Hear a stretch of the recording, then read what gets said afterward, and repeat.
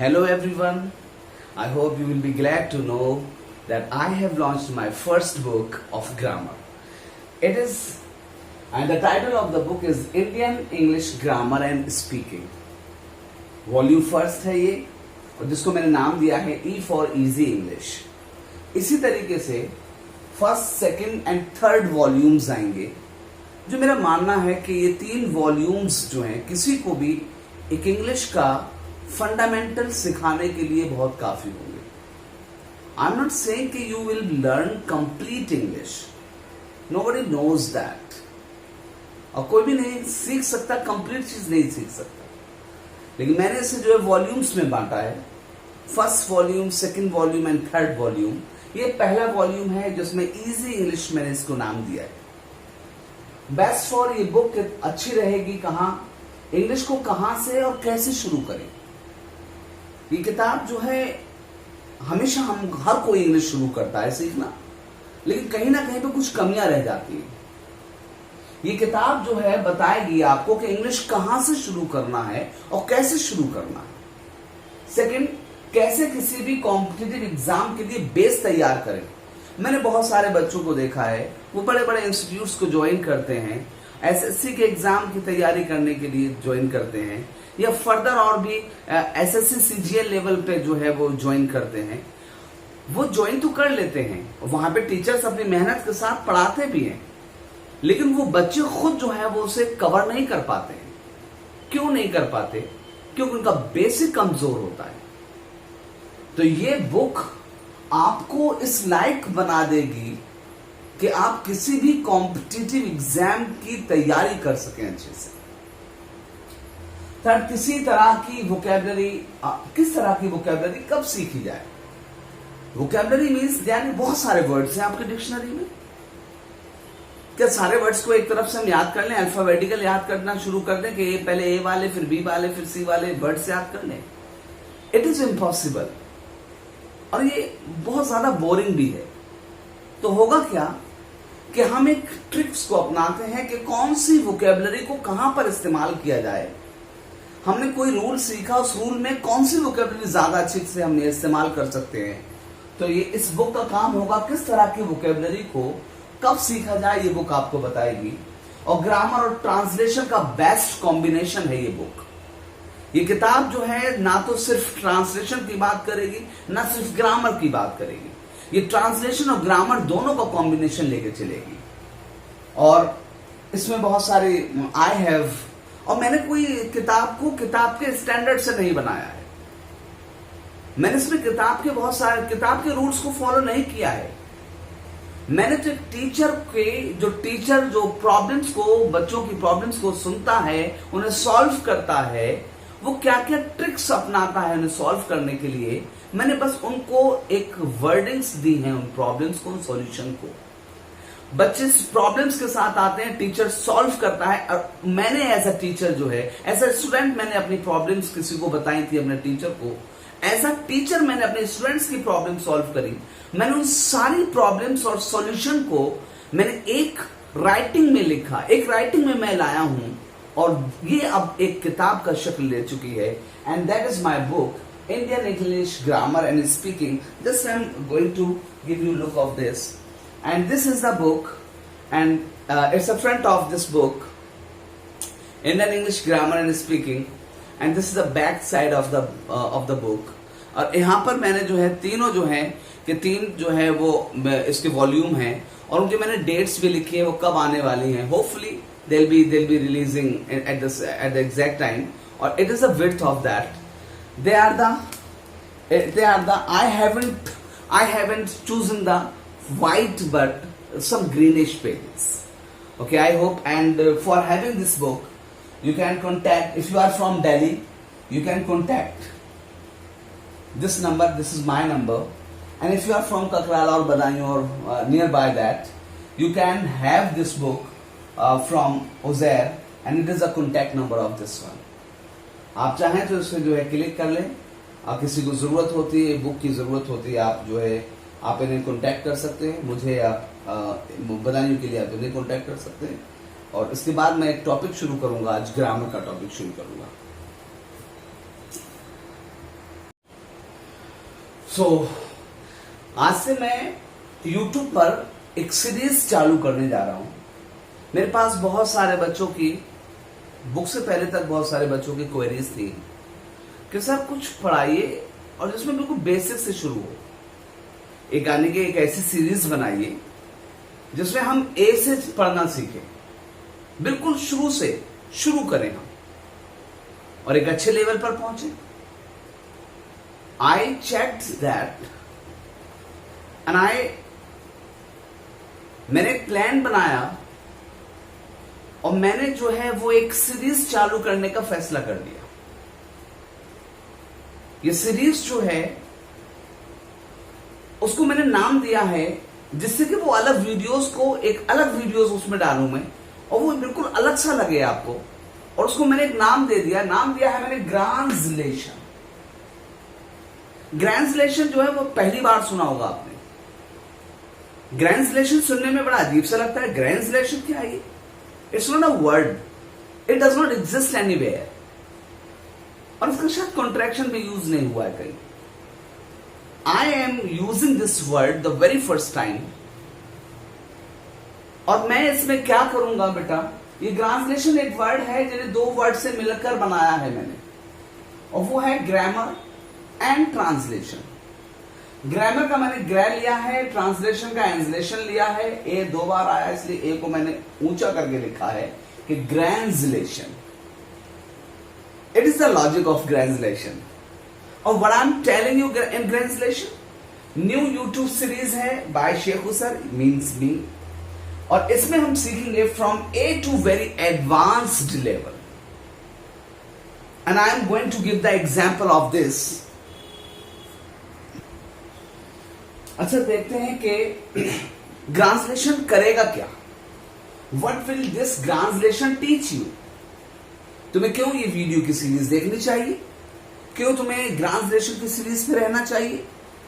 ग्रांसलेशन, grammar and translation क्या करने वाले हैं तुम्हारे लिए, तो बताता हूं मैं बेटा। ट्रांसलेशन क्या करता है? चेंज करता है एक लैंग्वेज को दूसरी लैंग्वेज में चेंज करता है। जैसे हिंदी से इंग्लिश, आपने कोई हिंदी का सेंटेंस बोला, उसे इंग्लिश में चेंज कर दिया, this is translation. Grammar gives accuracy. आपने जो सेंटेंस जो ट्रांसलेट किया है हिंदी से इंग्लिश में, क्या वो इंग्लिश के सारे पैरामीटर्स को फॉलो करता है? क्या वो करेक्ट है? बिल्कुल। ये कौन करता है? ये करता है ग्रामर। मैं एग्जाम्पल के तौर पे एक बात बताना चाहता हूं बेटा। पंखा जो है, पंखा की इंग्लिश होती है फैन। It's a vocabulary.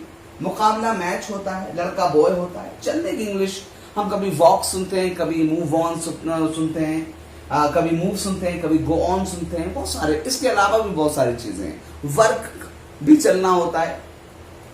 हमने एक रूल पढ़ा है, ट्रांसलेशन का एक रूल पढ़ा है। ये ट्रांसलेशन है बेटा।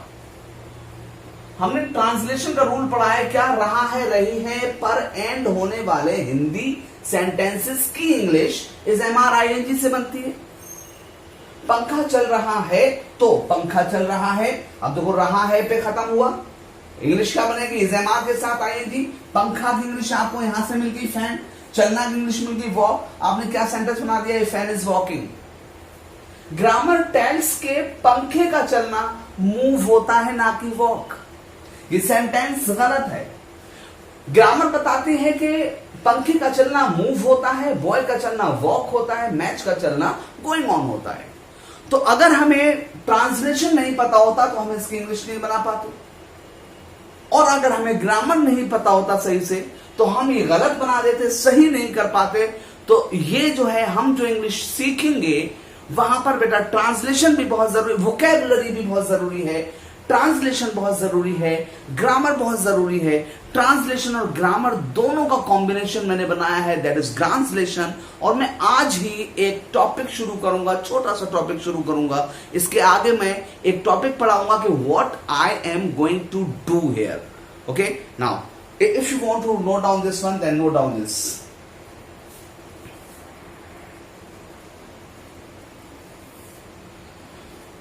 बच्चों, कुछ टर्म्स हैं जो इंग्लिश से जुड़े हुए हैं बेटा। सबसे पहले लैंग्वेज क्या होता है, मैंने यहां पर बेटा इंग्लिश में डेफिनेशन लिखी है, आप इन्हें नोट डाउन करोगे और आप इन्हें बोलोगे। आप इन्हें बोलने की प्रैक्टिस करोगे। क्यों? आप में से बहुत सारे मैच्योर्ड वन होंगे, उन्हें क्या जरूरत है?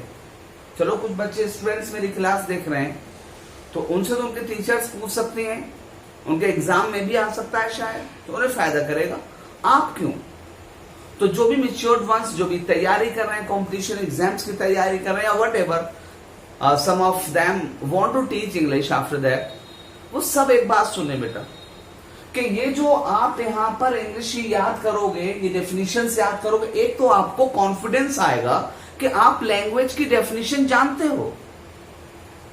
दूसरी चीज ये कि आप जब इसे बार बार बोलोगे तो आपका जो ये टंग ट्विस्टर होगा, आपकी टंग को क्लियर करेगा। इसलिए हमारी एक हैबिट बनेगी, हमने 1 सेकंड के लिए सही, लेकिन हमने लैंग्वेज की जब डेफिनेशन को बोला तो हमने सिर्फ इंग्लिश बोली। तो ये डेफिनेशन याद करना, इसीलिए तो बचपन में ग्रामर की बुक्स में बच्चों को डेफिनेशन याद कराई जाती है, और वो बच्चे जो हमेशा से डेफिनेशन याद करते हैं उनका फ्लो अच्छा हो जाता है इंग्लिश में।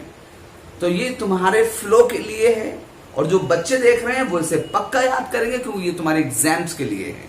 Okay now, what is language? मैं लगा वे ऑफ कॉन्वर्सेशन और ट्रांसफरिंग व्यूज। हम जो भी बातचीत करते हैं, बातचीत करने का जो मेथड होता है, that is language. I am not going to tell you कि लैंग्वेज के बहुत सारे टाइप्स होते हैं। एक जो लैंग्वेज है वो है वर्बल, जो हम पढ़ेंगे यहां पर। दूसरा, मैंने इंग्लिश लैंग्वेज के बारे में कहा। बेटा इंग्लिश लैंग्वेज के बारे में क्या कहना, मुझे जैसे पता नहीं, हजारों लोग यूट्यूब चैनल बनाए बैठे हैं, गूगल पे सबसे ज्यादा सर्च किए जाने वाले रूल्स एंड लैंग्वेज कौन सी इंग्लिश है।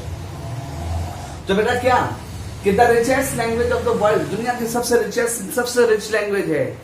हाँ, हम we can not say that better than English, better than Hindi, no it is not. But कहने को जब भी हम डेफिनेशन याद करते हैं, then we say it is the richest language of the world. With British Empire English language ruled the world. British Empire खत्म हुआ, लैंग्वेज अब तक बनी हुई है। तभी तो कहते हैं कि किसी को अगर किसी कम्युनिटी को, किसी कौम को अगर गुलाम बनाना, उसकी लैंग्वेज उससे छीन लो। और लैंग्वेज हमेशा किसी भी कौम के लिए जिंदगी होती है, आजादी का एक सिंबल होती है। इसीलिए कहा जाता है कि ब्रिटिश एम्पायर खत्म हो गया, लेकिन इंग्लिश लैंग्वेज अब भी है। नेक्स्ट, अल्फाबेट क्या होता है बेटा? आप कोई भी लैंग्वेज ले लो, उस लैंग्वेज को लिखने का कोई मेथड होगा, उसमें सिंबल्स होंगे कोई, उन सारे सिंबल्स को जब एक साथ लिखोगे, that is called alphabet. English alphabet क्या होगा? इंग्लिश लैंग्वेज है, इंग्लिश लैंग्वेज को लिखने के लिए उसके अपने सिंबल्स हैं, उन सारे सिंबल्स को जब एक साथ लिखोगे, इट इज इंग्लिश अल्फाबेट। और ये सिंबल्स कौन से होते हैं बेटा? ये सिंबल्स होते हैं 26 होते हैं, और ये कहां से? ए से लेकर जेड तक होते हैं। फिर एक बहुत बड़ा क्वेश्चन है, हम कई बार इंग्लिश अल्फाबेट्स वर्ड बोलते हैं, इंग्लिश अल्फाबेट्स। हम यहाँ पे इंग्लिश अल्फाबेट जब बात करेंगे बेटा, तो हम बात करेंगे ए से लेकर जेड तक, सारे लेटर्स जब टुगेदर लिखे होंगे तो हम कहेंगे इंग्लिश अल्फाबेट। और इंग्लिश अल्फाबेट्स है कब? वो सिर्फ एक जब भाषा की बात करोगे तब है अल्फाबेट्स। तो अल्फाबेट जब मैं बोलूंगा तो ए से लेकर जेड तक के 26 लेटर्स होंगे, और अल्फाबेट्स बोलूंगा तो ये लैंग्वेज होगी।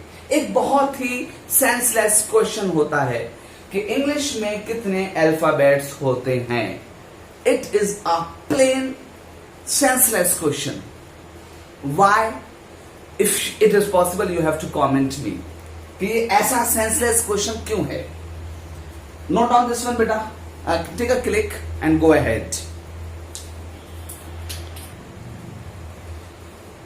इसके बाद हम पढ़ेंगे कि इंग्लिश अल्फाबेट में लेटर्स कितने होते हैं, और लेटर्स को डिवाइड किया जाता है। डिवाइड क्यों किया जाता है, कितने पार्ट्स में डिवाइड किया जाता है। छोटा सा टॉपिक कि इंग्लिश अल्फाबेट है बेटा, इसमें 26 लेटर्स होते हैं, ये सिंबल्स हैं बेटा, और ये जो है 2 पार्ट्स में डिवाइड किए जाते हैं। बेटा डिवाइड करने का जो बेस होता है, basis of dividing them is their sound. इनका साउंड कैसे निकलेगा, ये साउंड जो प्रोड्यूस करते हैं, वो साउंड किस तरीके से हम प्रोड्यूस करेंगे, दिस इज। इसलिए ये वाउल्स होते हैं, 5 लेटर वाउल्स होते हैं, और जो 21 बचते हैं वो कॉन्सोनेंट्स होते हैं। Vowels A E I O you, इसके अलावा ए उधर हो गया, बी सी डी, ई इधर हो गया, एफ जी एच आई इधर हो गया, J K L M N, O vowel हो गया, P Q R S T, U vowel हो गया, V W X Y Z. They are the 21 consonants. आपने सीखना है कि वाउल्स, इन 5 को वाउल्स कह के अलग क्यों निकाल दिया गया। पहला आंसर कि ये साउंड लेटर्स हैं बेटा, मात्रा इन इंग्लिश, इन्हें क्यों अलग किया गया, क्यों डिवीजन किया गया 21 ये और 5 ये, और हर लैंग्वेज में भी होता है ये बेटा। हिंदी में स्वर होते हैं और व्यंजन होते हैं। ये बेटा जो है ये मात्राएं हैं इंग्लिश की, यानी कि हिंदी में जो मात्राओं का काम करते हैं वो ये वाउल्स करते हैं। कहां पे आ की मात्रा तो क्या लगेगा, वाउल लगेगा। ओ की मात्रा के लिए वाउल लगेगा, औ की मात्रा के लिए वाउल लगेगा। और बेटा क्या कि इनको 5 को वाउल्स क्यों कहा गया, तो सुनो बहुत साफ सी बात है कि इन्हें प्रोनाउंस किया जाता है विद ओपन माउथ। इन्हें मुंह खोलकर जो है प्रोनाउंस किया जाता है। ए, कोई 2 पार्ट्स आपस में नहीं मिलेंगे। बी मिल गए, सी टंग मिल रही है टीथ से, डी टंग मिल रही है अपर पैलेट से, ई नहीं मिलेगा, एफ जी एच आई आई में नहीं मिला, वाउल है। जे के एल एम एन ओ नहीं मिला, वाउल है। P Q R S T U इधर है, वाउल है। V W X Y Z they are the consonants. और बारिंग सम वर्ड्स, कुछ वर्ड्स को छोड़कर ऐसा कोई वर्ड हो ही नहीं सकता जिसमें एक ना एक वाउल आए, एक ना एक वावल ना आए। वावल जरूर होगा। स्काई, फ्लाई, कुछ ऐसे वर्ड्स हैं जिन्हें छोड़कर हर एक में ऐसा होता है। तो बेटा what is the basis of, question है मेरा बेटा, what is the basis of dividing the 26 letters into vowels and consonants. You can reply in the comment box. Yeah, take a click of this one, and we are coming on the last moment of this class. Look.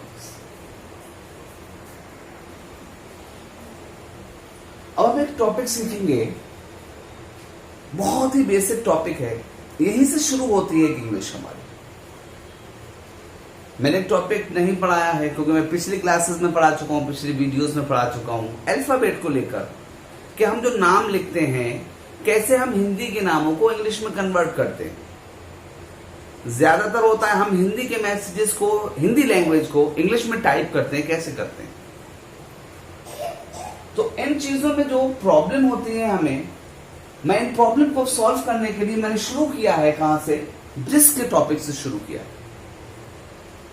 Subject मैंने लिया है this, ये मैं हूं और ये ball है जो मुझसे दूरी इसकी बहुत कम है, तो ये बॉल मेरे लिए क्या है, दिस है। लेकिन ये वाली बॉल बहुत दूर है, अकेली बॉल है लेकिन दूर है, तो मैं क्या कहूंगा, दैट। ये 3 बॉलें या 2 बॉलें या 4 बॉलें या 5 बॉलें, कितनी भी बॉलें, एक से ज्यादा बॉलें मेरे करीब में हैं, तो ये है दीज, हिंदी में ये, और ये या पे एक ही मात्रा है, और ये वो कई सारी बॉल्स जो है दूर है मुझसे, मैं कहूंगा दोज। बेटा मैंने कहा ये एक गेंद है, पहला वाला एक गेंद है, ये एक गेंद है, I will say this is a ball. फिर मैंने कहना है कि ये दूर वाली जो गेंद है इसके लिए वो एक गेंद है, तो मैं कहूंगा that is a ball. This के साथ क्या लगाया मैंने, इज, दैट के साथ क्या लगाया, इज। ये 3 गेंदें हैं तो क्या होगा बेटा, करीब में है 3 गेंदें, तो क्या बोलूंगा, दीज आर 3 बॉल्स। और वो दूर हैं कई सारी गेंदें, तो कहूंगा दोज आर मैनी बॉल्स। यहां पर कुछ चीजें सामने आई बेटा, this, that, these, those, this, that, these, those. फिर सामने आया कौन, इज, और कौन, आर। फिर सामने आया बेटा बॉल या बॉल्स। देखो बेटा 3 चीजें सेंटेंस में, ग्रामेटिकल, ये हमने ट्रांसलेशन सीखा, ग्रामर क्या कहता है इसके बारे में। ये 3 चीजें हमारे सामने आई बेटा, ये तीनों चीजें ये हैं, कौन, सब्जेक्ट हैं। ये क्या है बेटा, ये है लिंकिंग वर्ब्स, बताऊंगा मैं बेटा फर्दर क्लासेस में। लिंकिंग वर्ब्स हैं बेटा ये, और ये तीनों जो है ये क्या है बेटा, नाउन है।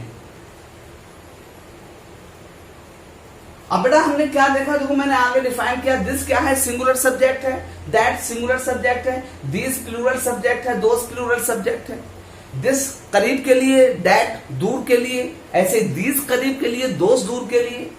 इस जो है वो क्या है, सिंगुलर वर्ब है, लिंकिंग वर्ब है, कैसी वाली, सिंगुलर वाली। आर जो है वो हमेशा प्लूरल वर्ब है। और बेटा बॉल क्या है, सिंगुलर नाउन है, सिंगुलर नाउन एक बॉल है, और एक से ज्यादा अगर बॉल है तो क्या कहलाएगा बेटा, प्लूरल नाउन है। समझ में हमारे ये आया, ग्रामर ने हमें ये बताया बेटा कि अगर सिंगुलर सब्जेक्ट होगा हमेशा तो वर्ब भी सिंगुलर वर्ब होगी, और नाउन भी कैसा होगा बेटा, सिंगुलर नाउन होगा। बेटा दिस इज द, ये हमेशा के लिए बेसिक क्लास में सीख रहे हो, लेकिन ये एडवांस्ड लेवल पर जब आप पढ़ोगे तो इसको हम वर्ब सब्जेक्ट वर्ब कोऑर्डिनेशन कहते हैं, सब्जेक्ट वर्ब कंकर्ड कहते हैं, सब्जेक्ट वर्ब एग्रीमेंट कहते हैं। बेटा सिंगुलर सब्जेक्ट है तो सिंगुलर वर्ब होगा और सिंगुलर नाउन होगा, और अगर सब्जेक्ट प्लूरल सब्जेक्ट है तो वर्ब भी प्लूरल होगी और नाउन भी कैसा होगा, प्लूरल होगा। Note down this fast and very very little part of this video, the end part is left.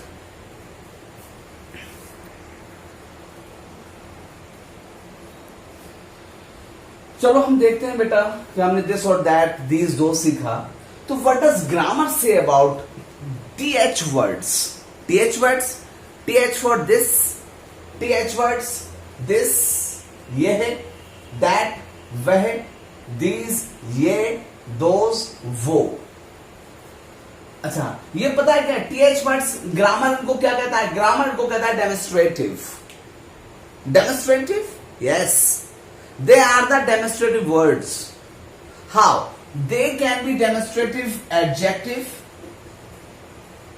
they can be demonstrative adjective, and they can be demonstrative pronouns.